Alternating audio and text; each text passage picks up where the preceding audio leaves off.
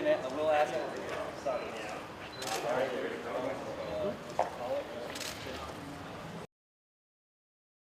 The court today determined that no harm was caused by Mr. Assange's publications.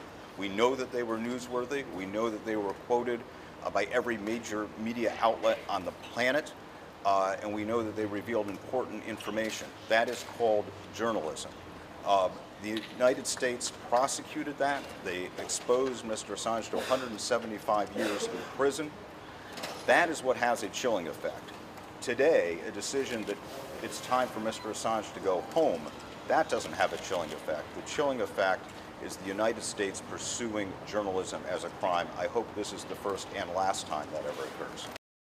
He has, I think, spurred an important discussion in the United States about how to balance national security and freedom of the press. He has standed by his principles, putting up with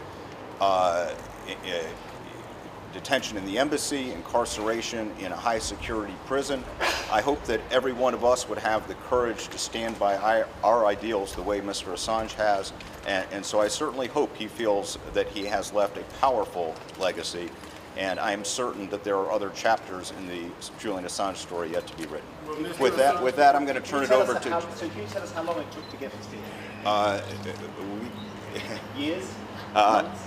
62 months in Belmarsh to get this deal. I'm going to turn it over to Jennifer Robinson, Mr. Assange's Australian and United Kingdom counsel. Today is a historic day. It brings to an end 14 years of legal battles. And finally, after 14 years of legal battles, Julian Assange can go home a free man.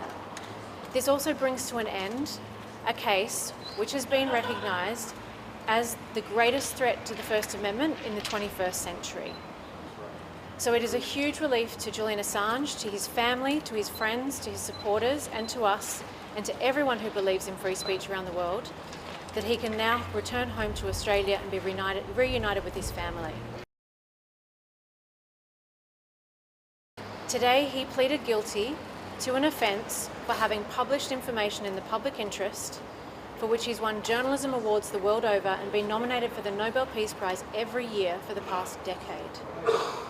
This sets a dangerous precedent. This prosecution sets a dangerous precedent that should be of concern to journalists everywhere. The US is seeking to exercise extraterritorial jurisdiction over all of you without giving you constitutional free speech protections. And anyone who cares about free speech and democratic accountability should stand against it.